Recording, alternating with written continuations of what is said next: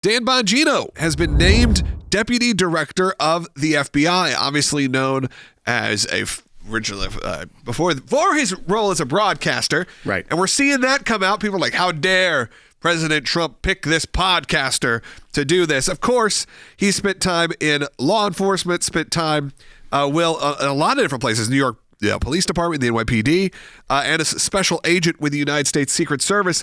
And of course, later on had his broadcast career, whether that's on radio, whether that's on Fox News, or then being one of really the biggest names on the Rumble platform. And I think the biggest live streamed show on the internet is the Dan Bongino Show. So the fact that he decided to step away from that and move to this role, really stepping up. And he made some great statements I heard saying that, if you get called upon in these moments, it's not about money. It's clearly the guy's making a good living being a broadcaster, but it's time to step up into this situation. Another interesting thing that makes me a little bit sad about this is that the deputy director of the FBI doesn't need to be Senate confirmed. The deputy secretary of state, other cabinet level deputies. Why does that make you sad? Well, because you know what I would love more than anything in the world? Seeing Adam Schiff having to talk to Dan Bongino during a confirmation hearing. Obviously, to argue Dan Bongino. Yeah, I don't think that's going to happen. Obviously, I would rather him just be in the position, which he will be, because it's not a Senate-confirmed position.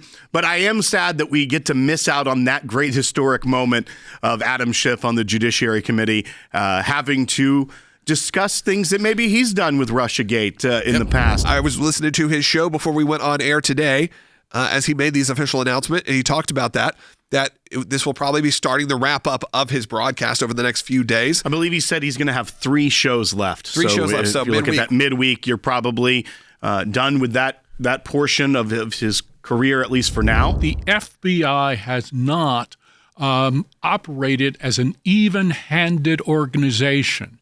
It has basically put its thumb on the scale with respect to particular targets. Keep in mind that the investigations targeting Donald Trump actually commenced in 2015. We had the operation called Hurricane Crossfire, which was initiated by the FBI. We had Peter Strzok, Lisa Page, Andrew McCabe, and other individuals who were involved arguably in a conspiracy to prevent Donald Trump from assuming office in 2016. And it almost worked. So what we have seen over the last couple of days is absolutely fabulous news for the American people who are interested in the rule of law. And so President Trump's announcement that Don Bongino is the next deputy director of the FBI is triggering seismologists who suggest that this announcement has led to an increase in Google searches among deep state operatives. They're looking for defense attorneys. Politico's headline, Trump names podcaster Dan Bongino to be second in command at FBI. This is the same way that they tried to smear others like Sean Duffy. It was Trump picks reality TV star. They completely leave out that he was a district attorney, a member of the House of Representatives, and they just go for the low-hanging fruit of where they can try to diminish these people in the minds of the American people to make you think it's not a serious pick. So just because Dan Bongino has a very popular show and reaches a lot of people, he is all of a sudden not qualified. All of his background in law enforcement is disregarded. He's just a podcaster. This isn't a serious pick. Yeah. You should be terrified of what's going to happen here in the United States. It's disgusting. So he's picking people that are going to go in. They can be strong. They're not playing politics, but are at least qualified. And I think that's the weird trajectory people, and really the weird point of view that people keep saying is that Trump keeps picking people that are unqualified. Show me one of these people that aren't qualified. I had a conversation with a family member recently, and they were like, "Oh, that person? I think it was. It may have been Pete Hegseth, and they're not qualified." I go, "Well, what makes him not qualified?" And we went down, his record, what he's done, where he's worked. It's only because he's a Fox News host. You don't take consideration anything else, and I think that's going to be the same. But again, they can go in and actually get work done. Honestly, they're used to working in very high-pressure situations, whether that is working for the NYPD, whether that's working for the Secret Service, and I hate to break it to you, working for Fox News. Those are not stress-free environments, as many of you know. Whoever worked in production. While we are excited that the FBI is hopefully going to clean house, it's also important to remember that they aren't like the Democrats and the deep state, that the only thing they're going to focus on are the bad actors within the government. They also care about the core mission of the FBI, which is to keep Americans safe from legitimate bad people that could do you harm. And now it's time for the FBI to get back on course. We need the FBI. We need the CIA. We need all of these security intel organizations.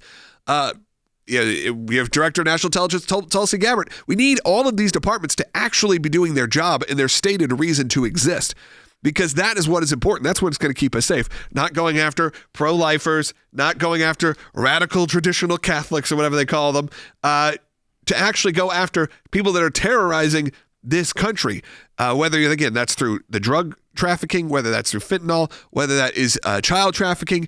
All these things that, again, as Will said, are not controversial. They're verifiably bad. And hopefully they will get back on track. And they've seen really big problems with everyone. Everyone has suffered from those crises. He talks about often that do matters, like what you do matters.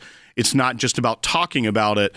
And he's saying, I would be hypocritical. I wouldn't be true to what I say if, when given this opportunity, I didn't take the opportunity to do something, not just talk about it. And I think, you look at this, he's built, as we said, one of the largest streaming shows live streaming on show. Yep. the internet, as well as a large terrestrial radio broadcast. This is not an insignificant decision to put service to the country over comfort. I mean, right now, he's pretty comfortable. He makes millions of dollars, I would assume. I don't have firsthand knowledge of his contracts. But we could just assume. But that he is doing very well being a voice and being something that is entertaining, but speaking truth to power through broadcasting. And he's deciding that he's going to step away from all that, the comfort of that, and go put himself in the political crosshairs, so to speak, by being at the center of reforming the FBI with Kash Patel. I think it is a testament to his integrity, that he means what he says. He's not just another talking head. And it's refreshing to see people. I mean, you can say the same about many of the people in even the cabinet, whether it be Pete Hegseth, whether it be, even Pam Bondi, and those that have high profiles. Tulsi Gabbard, exactly. She was one of our contributors here for a couple of years there. We know that these are not insignificant roles that they were taking. But yeah, it's good to see him take on this. We will miss his voice for sure, but I have a feeling this is not the last you will hear from Dan Bongino.